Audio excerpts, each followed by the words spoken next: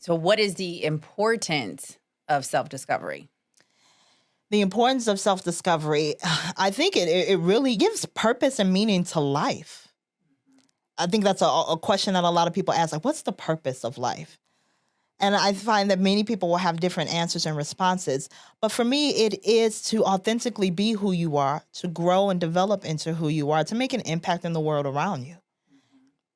As simple as that answer is to a very complex question, I think that's what most of us end up trying to do, figuring out who we are. What do I want to do? Where do I want to be? Who do I want to be? When we can find out who we are, then we can easily navigate with purpose and identity and impact on the world around us. Yeah.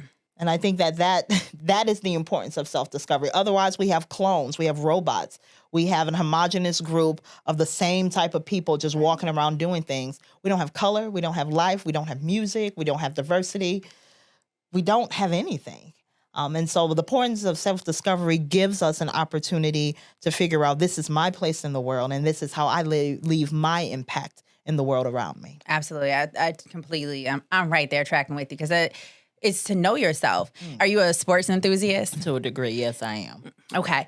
I feel like you have absolutely no idea how to play the game. If you don't know the rules, you're never going to be able to play it well, right? And I think it's the same thing when it comes to our life, where if we don't know ourselves, how are we able to live as our optimal self? And I think, to your point, self-discovery is all about the exploration of really getting to know ourselves. Knowing who you are allows for you to just, like, am I tracking with my value systems, with my purpose? Like, self-discovery to me is just this beautiful compass and this lens in which we can just really just making sure that we're doing things that are going to serve Catherine, that are going to best serve Miesha.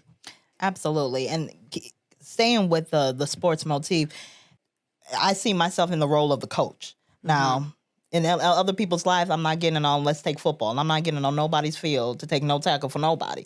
But as the coach, I have a very aerial view of things. I can help strategize the plan. Like, if you are a running back and your job is to grab the ball and run toward the end zone, my job is to help you strategize how you're going to do that successfully.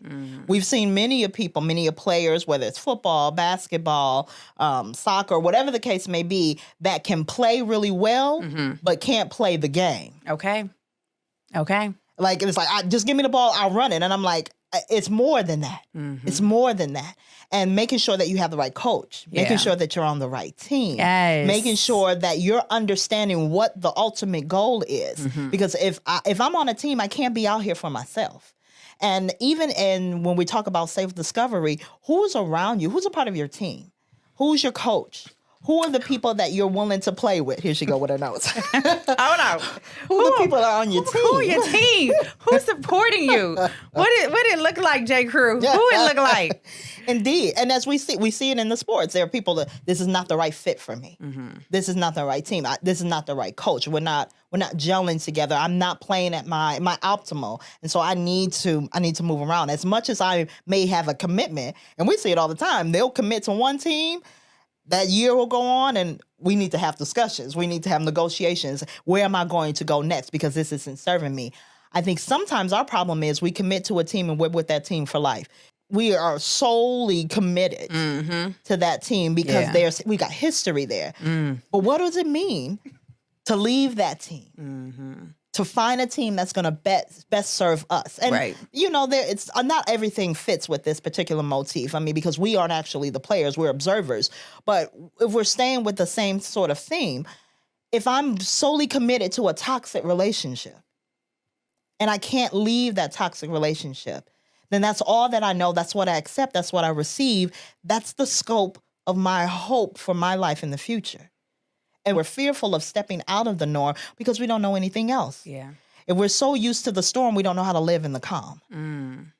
If it's not chaotic, we're triggered with peace. Yeah. Because we're not in chaos. Come on.